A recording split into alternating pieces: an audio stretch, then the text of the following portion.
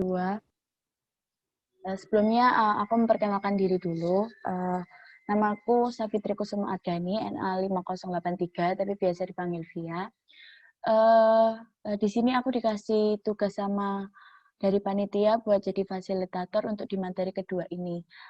Pada udah tahu belum ini materi kedua apa? Ada yang mau jawab? Ayo, Rek. Jawab, Rek. Kan udah ada udah dibagiin rundown kan? Kalau nggak aku tunjuk nih, salah satu ya. Siapa ya? Yang off cam ya. Ini NA5643, Nurdia. Ini. Tahu nggak ini nanti materinya apa? Iya Mbak, materinya bidang bisnis di Oh rundown. ya. Ini bisa on cam nggak kamu? Bisa Mbak. Oh ya. Oke, sip. Kan cantik kalau gitu. Makasih ya buat Nurdia. Oke. Oke, terus habis itu maaf guys. Terus habis itu selanjutnya langsung aja kita buat ke pemateri. Aku mau ngingetin buat yang lain, jangan lupa buat on cam ya kayak tadi Nurdia itu tadi. Biar kita juga sama-sama menghargai pematerinya guys. Gitu. Ini aku share screen dulu untuk CV dari pematerinya. Ya, sangat luar biasa pematerinya. Namanya Mas Gazwu, nama lengkapnya Gazwu Fitril Haq, di mana motivasinya itu berkembang karena waktu atau mati karena kondisi. Ya Mas Gazwu ini kelahiran dari Sidoarjo 23 Oktober tahun 2000.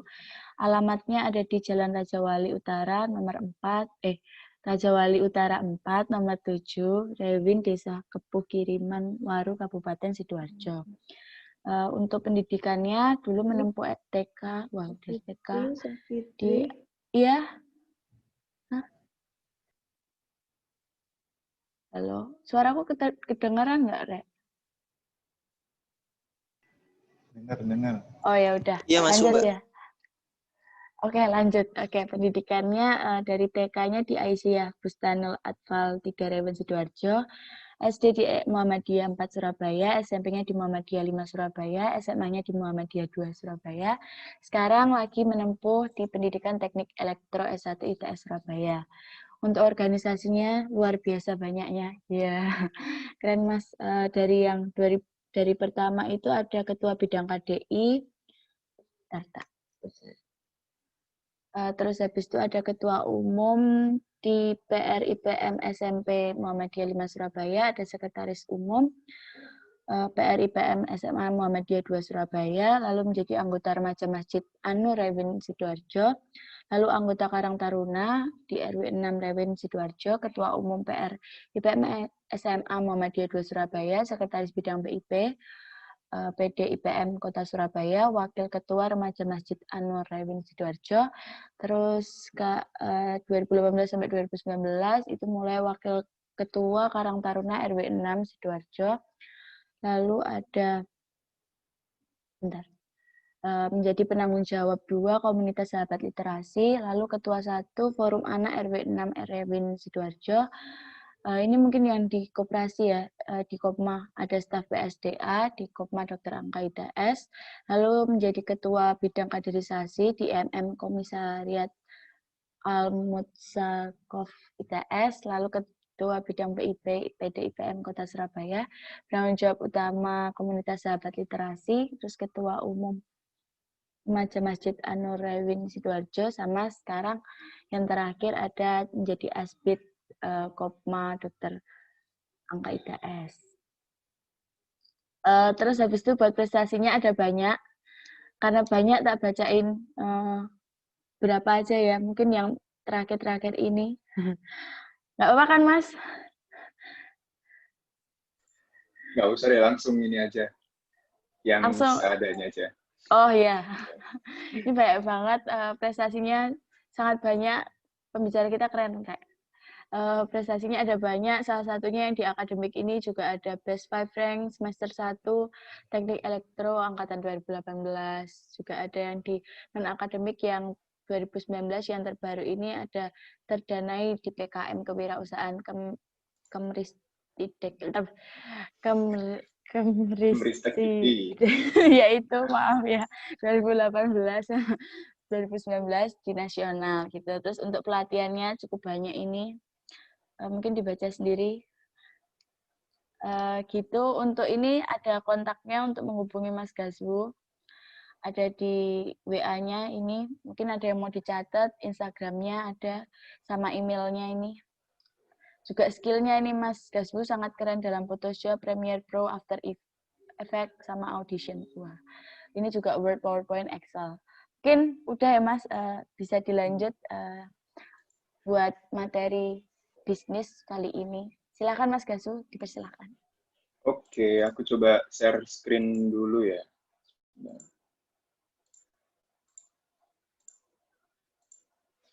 Sebelumnya kelihatan ya untuk share screen-nya?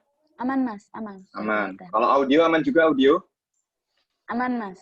Oke, kalau gitu bismillahirrahmanirrahim. Assalamualaikum warahmatullahi wabarakatuh. Selamat siang kawan-kawan semua, menjelang sore juga ya kan. Mudah-mudahan siang hari ini kawan-kawan juga tetap semangat, tetap sehat juga, karena kita lagi di masa-masa penuh dengan kebimbangan ya kan. Entah itu kebimbangan kebijakan ya kan, ataupun kebimbangan ikut kuliah ya kan, online tapi rasanya nggak kayak kuliah gitu. Offline nanti juga banyak ngeluhnya karena tugas juga semakin banyak kayak gitu. Jadi harapannya teman-teman semua ikut pelatihan itu bisa mendapatkan sebuah pengalaman hidup, biar kalian lebih bijak dan juga bisa tahu apa aja yang perlu diprioritaskan dan yang lainnya. Salah satunya juga di sini ada pelatihan upgrading terkait dengan bidang. Mudah-mudahan kawan-kawan juga semakin tereksplor nih wawasannya, sehingga nanti apapun yang menurut kalian itu ganjel, ya kan, yang menurut kalian itu adalah hal yang ini apa dan sebagainya, monggo nggak apa ditanyakan. Jangan sampai ragu, oke? Karena bertanya itu adalah sekecil-kecilnya kita melawan dari kebodohan. Oke, paham ya sampai sini? Oke, kita lanjut aja nih. Ada waktu kurang lebih 40 menit. Insya Allah ini hanya ada sekitar 5 slide lah, 5 atau 6 slide aja. Mudah-mudahan sisanya kita bisa berdiskusi. Terkait dengan bidang bisnis nih, sebelum lebih jauh, kawan-kawan sudah pernah dengar terkait dengan bidang bisnis? Kira-kira apa itu bidang bisnis? Ya, langsung on mic, nggak masalah. Bisa dijawab langsung on mic tuh, kata Mas Gazwu. Oh, ada yang di chat nih, apa nih? Oh, bukan. Gimana nih, kawan-kawan? Apa itu bidang bisnis? Nggak apa, ndawul aja nggak masalah. Bidang bisnis itu mainan dan sebagainya nggak masalah. Nanti kita bisa sama-sama berdiskusi. Ya. Gimana? Apa itu bidang bisnis?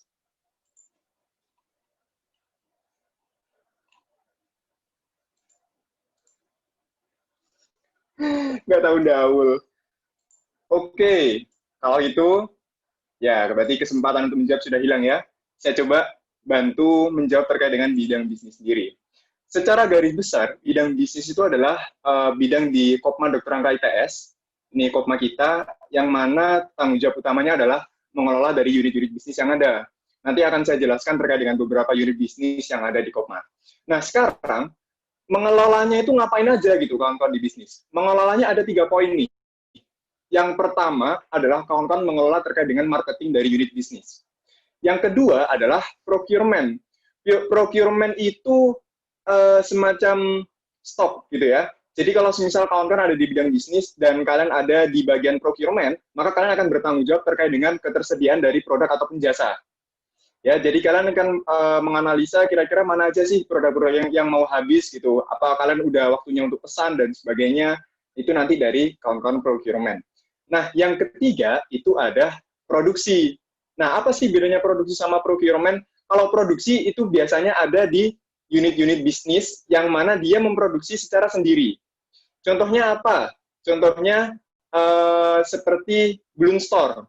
Kalau di unit bisnis Bloom Store itu kita tidak nge-resellerin baju gitu, tapi kita ngeproduksi sendiri. Kayak gitu. Jadi kita ngeproduksi kaos-kaos ataupun pakaian yang lainnya yang ingin kalian custom secara sablonannya. Gitu. Oke, itu adalah produksi. Sehingga secara normalnya kawan-kawan yang belajar di bidang bisnis, maka kita akan merasakan atmosfer terkait dengan bisnis dari perusahaan itu sendiri. Kenapa kita bisa mengatakan ini adalah sebuah atmosfer? Kalian akan melihat bagaimana rasanya di tengah-tengah tekanan para pelanggan, ya kan, kalau misal kalian dapat sebuah komplain, maka apa yang kalian lakukan? Terus mungkin bagaimana kalian bisa menganalisa sebuah hasil penjualan, kira-kira produk mana aja sih yang perlu kita jual lagi gitu, atau mana aja produk yang seperlunya ini kita stop. Atau gimana sih cara kita bisa melihat produk-produk itu sebenarnya punya potensi yang besar. Kayak gitu. Ya, itu adalah semacam atmosfernya. Sekarang, dari bidang bisnis sendiri, ada fungsi dan juga peran. Secara garis besar, tadi kita sudah membahas sedikit ya, fungsinya dari bidang bisnis adalah mencari pemasukan untuk Kopma Dr. Angka ITS. Pemasukan terbesar dari Kopma adalah masing-masing unit bisnisnya. Sehingga fungsi utama dari kawan-kawan bidang di sini adalah bagaimana kita bisa mendapatkan sebuah pemasukan untuk Kopma ini. Nanti pemasukannya diapakan? Lebih banyak hal lagi. Oke, contohnya pemasukan ini adalah untuk memfasilitasi kawan-kawan dalam bentuk pelatihan ataupun ada program-program yang lainnya. Tuh. Lalu terkait dengan peran, sehingga peran dari kawan-kawan bidang bisnis adalah menjadi pengelola dari masing-masing unit bisnisnya.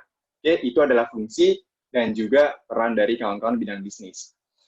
Sebelum lebih jauh lagi, sebelum kita membahas terkait dengan unit-unit bisnisnya, secara struktural ada tiga susunan gitu ya. Pertama ketua bidang, atau kalau kawan-kawan meningkat sebagai kabid. Yang kedua adalah asisten bidang, dan yang ketiga itu staff. Oke. Nah, sekarang apa aja sih perbedaan ranah kerjanya, ya kan? Apa yang bikin beda antara kawan-kawan dari kabid, asisten, dan juga staff? Sebenarnya perbedaannya apa? Yang pertama, untuk seorang kabid, maka peran yang paling utama adalah menjadi penanggung jawab dari bidang.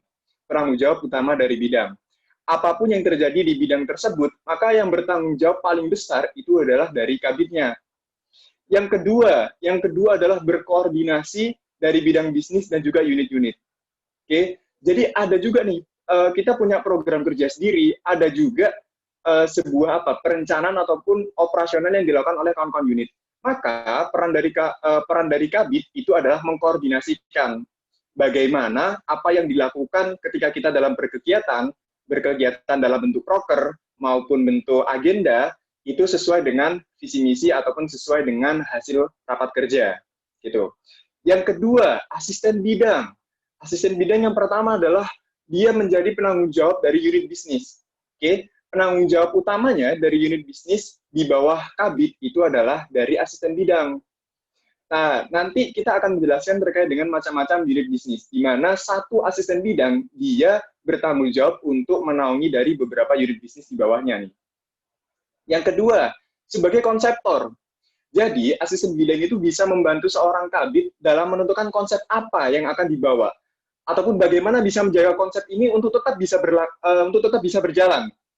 Jangan sampai berjalannya waktu, kok ternyata tidak melangkah dalam path yang sesuai, jalan yang sesuai. Oke, fungsinya adalah konseptor, baik itu kegiatan proker maupun kegiatannya kawan-kawan yang ada di unit, ataupun agendanya di unit. Oke, menjadi seorang konseptor. Misalnya kawan-kawan yang ada di asisten bidang, kalian akan lebih berpikir ke depan. Oke, berpikir ke depannya seperti apa? Apa yang akan dilakukan oleh unit bisnis ini? Apa yang perlu dievaluasi nih kemarin? Apa yang perlu dikembangkan sekarang? Atau apa yang perlu kita hilangkan? Strategi apa yang perlu digunakan? Kita sama-sama tahu di kondisi pandemi sekarang, banyak banget perencanaan-perencanaan yang tidak sesuai. Tidak hanya di Kopma. Seluruh organisasi yang ada di dunia tidak ada yang siap. Dan semuanya konsep-konsepnya berubah semua. Maka seorang asisten bidang, dia memiliki tanggung jawab penuh dalam mengubah konsep secara cepat. Oke, menyesuaikan dengan kondisi yang ada. Yang ketiga adalah sebagai pengawasnya. Tadi sudah saya sampaikan. Selain menjadi konseptor, asisten bidang harus bisa mengawasi. Oke, kenapa kok sebagai mengawasi? Karena yang menjadi tangan-tangannya bukan dari asisten bidang secara langsung. Yang menjadi tangan-tangan adalah dari kawan-kawan staff. Maka di sini ada tulisan peran dari kawan-kawan staff adalah sebagai eksekutor kegiatan bidang dan juga unit-unit bisnis. Oke, seorang asisten bidang menjadi seorang pengawas, bukan pemegang teknis secara langsung. Nah, akhirnya akan lebih banyak lagi nih peran yang dilakukan oleh asisten bidang. Bisa dikatakan sebagai kakak pendampingnya, kakak sharing learning-nya. Oke, asisten bidang jarang banget untuk menghandle secara teknis. Karena itu akan ada masalah di proses regenerasinya secara tidak langsung. Karena kawan-kawan staf lah yang akan menjadi kakak pendamping selanjutnya. Yang dia akan lebih paham teknis yang lebih sesuai itu bagaimana, ataupun saran-saran teknis seperti apa, maka itulah yang kita sebut sebagai kawan sharing learning. Kawan berbagi dan juga belajar. Nah, sekarang, tadi kita sudah menyindir nih, terkait dengan proker dan juga agenda. Waduh, ini yang bawa tipu ya guys. Sorry, belum keganti. Prokernya itu cuma satu nih. Prokernya adalah distribusi jas alma mater. Oke, jas alma mater ITS. Agendanya ada 2 secara garis besar. Yang pertama, upgrading dari bidang bisnis. Bagaimana kawan-kawan bisa belajar bersama, entah itu strategi marketingnya, strategi brandingnya, ya kan, ataupun membutuhkan semacam data-data dan sebagainya. Nah, yang selanjutnya adalah agenda yang rutin, pengelolaan unit bisnis. Di sini kita ada 6 unit bisnis. Oke? Nah, sekarang ada yang bisa nebak nggak? Silahkan, boleh cuma bisa nyebutin 2 aja, 3 aja, nggak masalah. Kira-kira apa nih kalau kawan-kawan lihat ada logo-logo ke-6 ini unit bisnis apa? Silahkan. Saya beri kesempatan untuk kawan-kawan bisa belajar bertanya. Ayo Belajar guys, bertanya, belajar menjawab. tanya. Sorry, belajar menjawab ya. Aktif guys, lumayan poin keaktifan.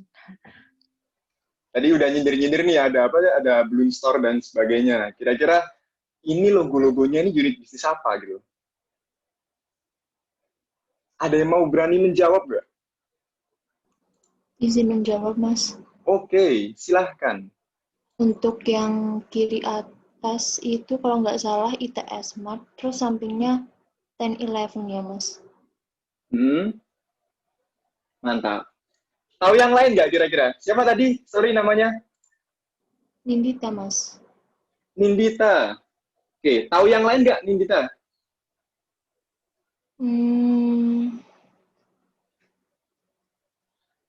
Paper Co-op itu yang bawahnya ITS Smart bukannya, Mas? Oke, yang kuning ya berarti ya? Iya. Oke. Yang lainnya tahu lagi? Enggak. Oke, terima kasih Nindita. Jadi tadi Nindita yang pertama adalah ITS Smart nih, yang paling kiri menurut Nindita ya. Kanannya 10-11. Bawahnya ITS Smart itu Paper Co-op. Oke, masih ada 3 lagi. Apa nih kira-kira? Dari kawan-kawan ada yang mau mencoba jawab nggak? Izin jawab. Intip-intip aja. Hah? Gimana? Izin jawab Niza NA5504. Yang bawahnya 10-11 itu rental co-op.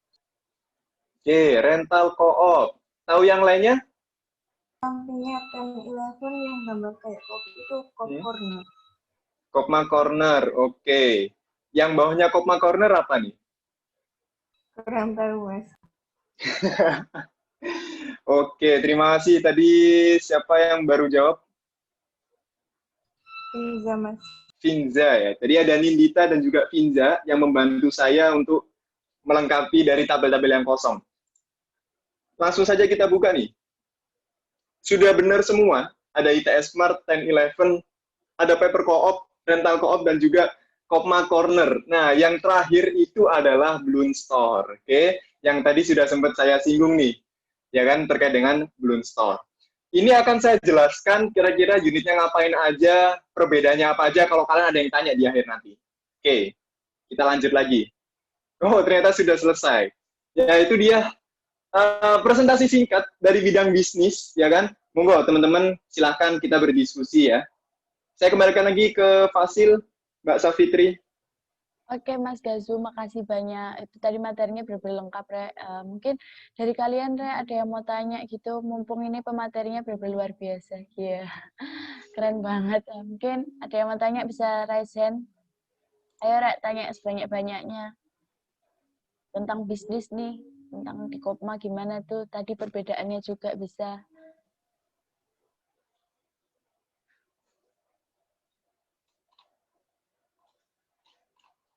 Wah, masih off mic semua nih, Mbak. Iya itu, Mas. Aduh. Ini waktunya masih panjang kok, Re. Masih Ayo, panjang kan? tanya-tanya aja. Nah, masih panjang. Ayo dong. Tadi aku sudah berusaha membuka begitu banyak celah untuk kalian tanya nih.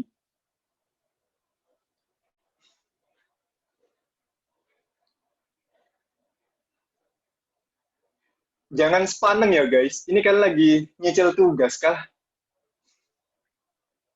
Kan udah libur, Mas. Oh iya, tuh. Biasanya kalau mahasiswa ITS itu tidak ada kata libur ya kan? Oh Bahkan iya. jika disingkatnya iso turu sangat tuh bagi beberapa anak. Ini ada yang raise nih Mbak. Oh iya, silakan ini yang raise hand. Salva Ayu dari NA5456. Silakan. Nah, jadi, oh ya, perkenalkan nama saya Salvayu Berdiana, NA5456. Nah, saya kan, tadi sempat mendengarkan kalau ada bidang yang menentukan produk. Nah, saya itu jadi penasaran. Kan kalau membuat usaha itu saya pernah dengar, penting menentukan waktu yang tepat dan produk yang sesuai dengan waktu tersebut. Nah, jadi bagaimana sih proses menentukan produknya buat di bidang bisnis Kopma itu? Segitu aja, Mas. Oke, terima kasih Salva. Ya, jadi langsung saya jawab ini ya, Mbak Fitri ya. Langsung saya jawab Ini nih. Mas bisa langsung dijawab aja. Tadi pertanyaan secara garis besarnya, gimana caranya Kopma itu menentukan sebuah produk yang sesuai? Yang pertama, diskusi itu menjadi poin yang sangat penting.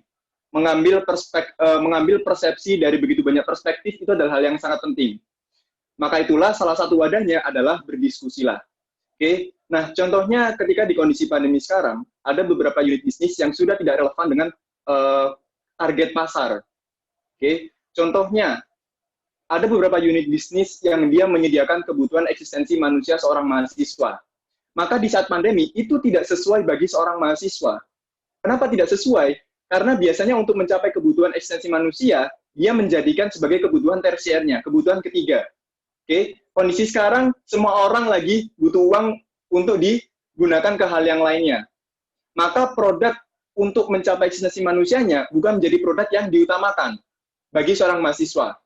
Meskipun ketika kondisi kita normal, ketika kita kondisi normal, eksistensi itu sangat penting, terutama bagi mahasiswa baru. Oke, menjadi sebuah identitas yang bisa dibawa ke rumahnya. Tapi sekarang sudah tidak relevan.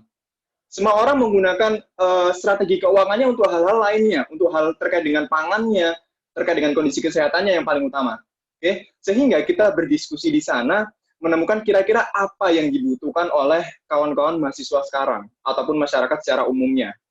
Oke, kalau misal kalian lihat, yang agenda yang paling ada, yang paling sering di masyarakat kita, atau di mahasiswa, adalah video conference.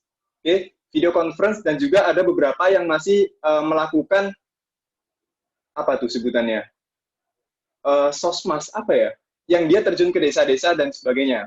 Oke, untuk itu produk apa yang sesuai dengan kebiasaan yang ada sekarang ini? Ada video conference ya kan, ada kebutuhan meeting online dan sebagainya. Ada juga yang masih mencari kebutuhan untuk kuliah prakteknya dan sebagainya, kerja prakteknya ya kan. Oke, nah dari situ contohnya di meeting online, apa yang bisa kita bisniskan? Dari meeting online kita bisa membisniskan yang pertama dari akunnya. Oke, dari akunnya bisa dibisniskan. Contohnya yang lain nih, apa yang bisa kita bisniskan? Mahasiswa sekarang sulit untuk pergi ke perpustakaan, ya, sulit untuk ke perpustakaan, sehingga beberapa akun jurnal secara online itu menjadi hal yang sangat penting. Nah, ini belum terrealisasi di Kopma, tapi masih menjadi sebuah gagasan. Maka dari kawan-kawan memiliki gagasan, gimana kalau kita itu juga sewa akun jurnal, menyewakan beberapa akun jurnal internasional, sehingga mahasiswa bisa menyewanya dan bisa mendapatkan jurnal-jurnal di sana. Oke, itu adalah contoh-contoh realisasinya. Sehingga yang bisa saya jawab adalah berdiskusi dalam menentukan produk yang tepat untuk saat ini. Oke, yang paling utama adalah kebutuhannya sekarang, target pasar kalian itu apa? Kalau target pasar kalian itu adalah masyarakat secara umumnya, misalnya dari kelas menengah ke atas atau menengah ke bawah, kebutuhannya pasti beda di saat sekarang. Ada dari mereka-mereka itu yang dia cari alat-alat yang dibutuhkan untuk proses sekolahnya, ya kan? Contohnya ada beberapa alat praktikum yang sekarang sulit dicari kalau semisal kondisinya online. Maka bisa aja kita bisniskan. Kalkulator saintifik, modul-modul praktikum, itu bisa dibisniskan. Oke, itu adalah beberapa gagasan-gagasan yang ada. Oke, mudah-mudahan bisa menjawab. Gimana? Apakah sudah cukup menjawab buat tadi Salva ya? Iya, sudah menjawab, Mbak. Mas, makasih. Oke, sama-sama. Jadi intinya sesuaikan dengan pasarnya ya, Salva ya. Gitu. Kondisi pasar pasti bakal berbeda-beda.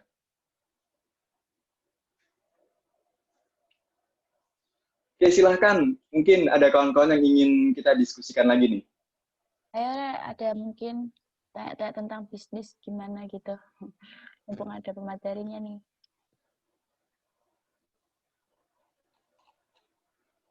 Gimana kawan-kawan? Wah, ternyata cukup pasif ya kita online gini ya. Apa nih? Wah, ini ada yang tanya ini. Ini nggak bisa on cam atau gimana? Nggak bisa on mic atau gimana nih? Kalau bisa on mic, kalau nggak bisa tak bacain nggak apa-apa sih. Nggak Oh, bisa nggak Mbak bisa. Buhu. Oke. Ini dari Anissa Rahma dari NA5441. Ini Mas tanya, untuk tantangan terberat selama di bidang bisnis apa Mas? Gitu. Kalau tantangan tuh banyak ya. Kalau tantangan terberat menurutku adalah ini sih, komunikasi. Komunikasi itu menurutku adalah hal yang paling berat. Karena di masa online itu semua orang bisa memiliki kepribadian yang berbeda. Gitu. Contohnya kalau kita offline itu aktif, maka di dunia online kita bisa pasif. Sehingga dampak dari komunikasi, kita nggak bisa berdiskusi secara intens ataupun berdiskusi secara efektif. Dampaknya lebih jauh lagi, kita nggak bisa tahu nih kondisi pasar yang ada itu bagaimana. Terutama dulu kondisi pasar kita adalah mahasiswa yang ada di ITS. Sekarang kita sudah pada balik di kampungnya masing-masing, sehingga nggak seberapa tahu sebenarnya kondisi mahasiswa itu lebih ke yang bagaimana, yang paling tepat. Itu sih. Dan juga apa namanya, terkait dengan ini juga apa sih sebutannya gitu, untuk ngecek ketersediaan produk sih. Karena contohnya nih ada di ITS Smart. Ketika ada kawan-kawan yang ingin pesan dari produk ITS Smart, maka yang bisa kita lakukan adalah titip ke karyawan dari ITS Smart untuk mengecek secara langsung. Nah, di sini kawan-kawan yang dari staff ataupun asbid, kita terbatas untuk pergi ke sana kalau bukan anak Surabaya ataupun yang sekitarnya. Sehingga kita tidak tahu nih secara real time-nya itu tersedia atau tidak. Itu juga menjadi sebuah tantangan. Gitu, siapa Anissa? Banyak banget tantangannya. Lanjut ditanya ini Mas. Hmm. Lanjut pertanyaannya. Nah, tadi ada tantangan-tantangan itu, gimana caranya Mas Gaswu buat ngelewatin itu? Oke. Dari Terima tantangan. kasih Anissa. Wah, ini pertanyaan yang sangat berat nih. Gimana ya caranya? Oke, kalau semisal komunikasi, ada satu strategi yang seringkali aku coba nih terkait dengan komunikasi. Kadang-kadang kalau yang aku analisa, kenapa kok teman-teman itu jarang banget mau diskusi online, jarang banget mau diskusi online. Yang pertama, variabel waktunya benar-benar luas. Terkadang kalau semisal mahasiswa itu berdiskusi secara offline, kita udah nggak mengenal waktu. Nah, kalau semisal itu diimplementasikan dalam dunia online, ya kan, kita harus ngadep ke laptop ataupun ke HP yang cukup lama, mata itu jadi panas, kita pun ngantuk dan sebagainya, maka strategi yang digunakan adalah menjadikan forum online itu seefektif mungkin. Perbedaannya apa? Ketika kita mau melakukan sebuah diskusi, maka ada beberapa modul yang harus disiapkan oleh si pembuat diskusi itu dulu. Sehingga forum diskusi nantinya bukan mencari sebuah solusi lagi, tapi kita menawarkan solusi dan kita diskusi bareng di sana. Menurut kalian solusi ini relevan apa enggak? Nanti bakal mengalir lagi. Ada yang saran, kayaknya lebih better solusinya dimodifikasi kayak gini dan sebagainya. Itu akan semakin mengefisiensikan secara waktu. Oke, jadi bisa aja dalam satu forum kita kecilkan lingkup pembahasannya. Misalnya kita bahas hanya sekitar 30 menit sampai 1 jam saja. Meskipun secara realitanya itu sulit bagi mahasiswa. Tapi itulah yang aku coba mengefisiensikan. Dan setelah aku coba, alhamdulillahnya beberapa kawan-kawan anggota forum masih bisa terjaga kuantitinya. Lumayan terjaga. Itu kalau yang aku rasakan. Kalau semisal yang terkait dengan masalah tadi gimana caranya bisa ngecek, yaitu tadi kita memberdayakan karyawan yang masih ada di lingkup komplek ITS. Seperti itu.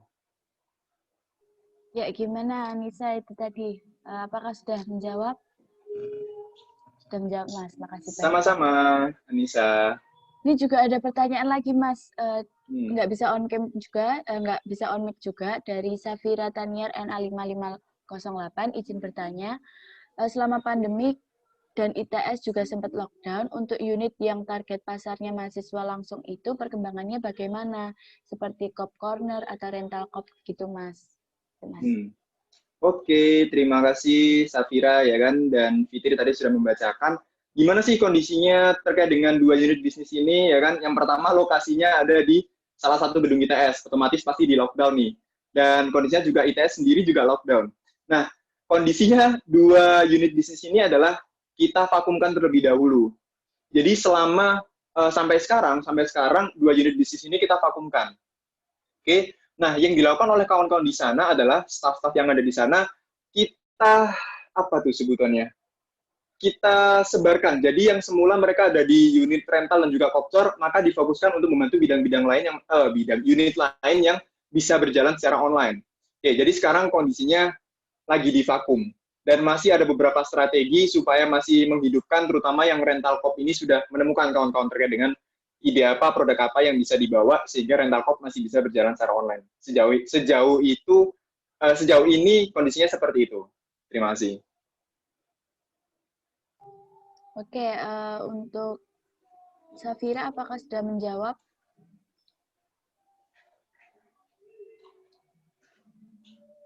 Ini belum dijawab, Mas. Oke, sama-sama, Safira. Iya. Mungkin masih ada yang bertanya, masih ada waktunya kok, Rek. 12 menit, masih lumayan. Tanya-tanya lagi. Silahkan, kawan-kawan.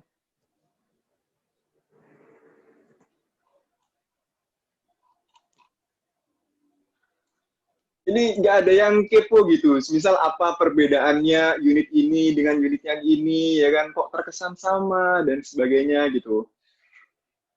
Atau semisal apa perbedaannya unit bisnis dengan BSO? Habis ini ya, Mbak Fitri ya, BSO ya? Iya, habis ini BSO, Mas. Nah, itu nggak ada yang kepo itu masalah itu ya? Ayo, Rek, udah dipancing sama Mas Gazi sendiri nih. Tanya, Rek. Atau mengulang pertanyaan Mas Gazi juga nggak apa-apa, Rek, ditanyain. Masa Mas Gazinya tanya sendiri, jawab sendiri, kan Rek. aneh gitu ya kan? Ayo, salah satu. Ayo, Rek.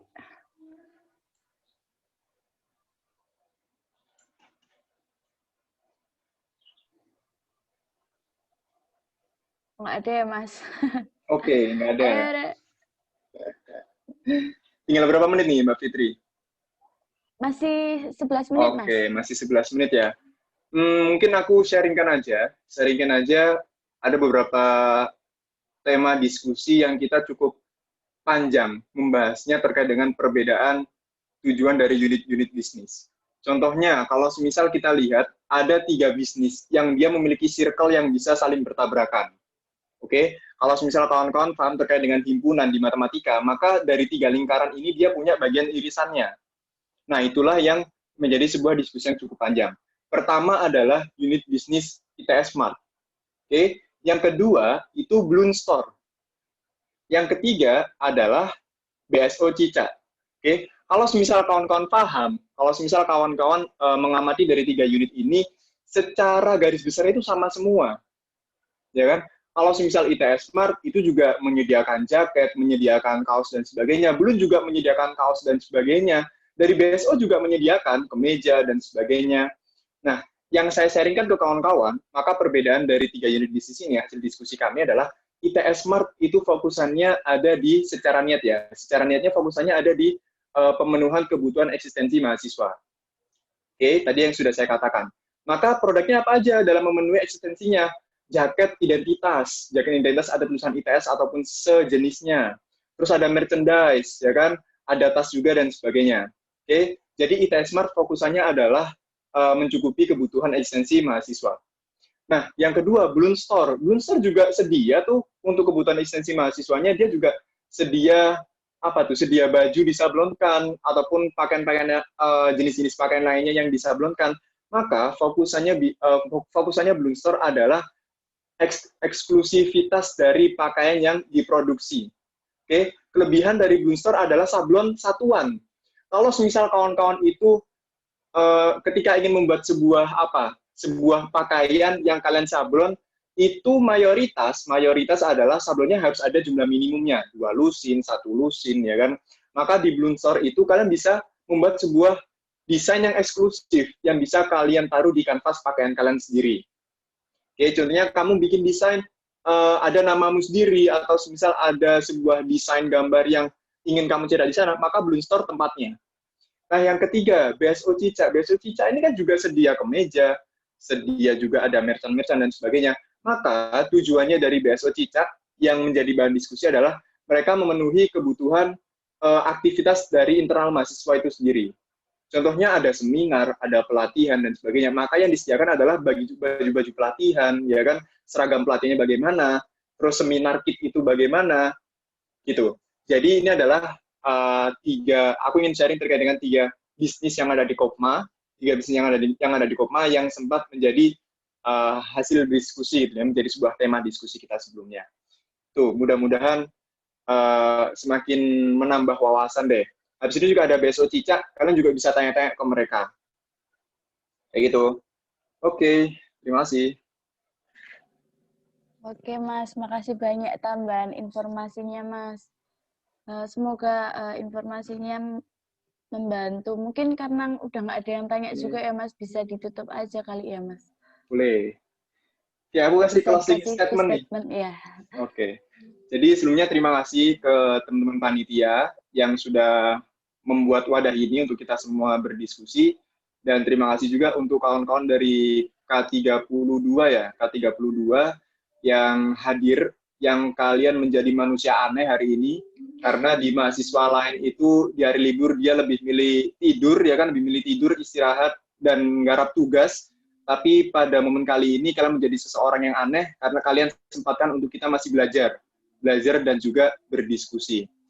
Kalau terakhir dari saya, jangan lupa nanti kalau udah oprek staff, daftar di bidang bisnis ya guys, daftar di bidang bisnis. Dan mudah-mudahan ke depan pandemi itu bisa selesai, sehingga harapan kita berjalannya waktu, kita juga bisa belajar maksimal terkait dengan bisnis itu sendiri. Karena di masa pandemi itu tidak maksimal sama sekali untuk kita melakukan transfer ilmu.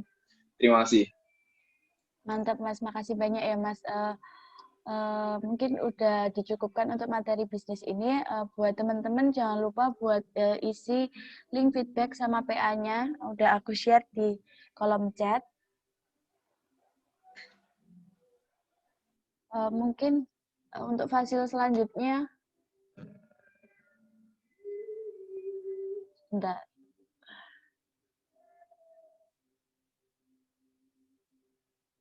ya, Rek.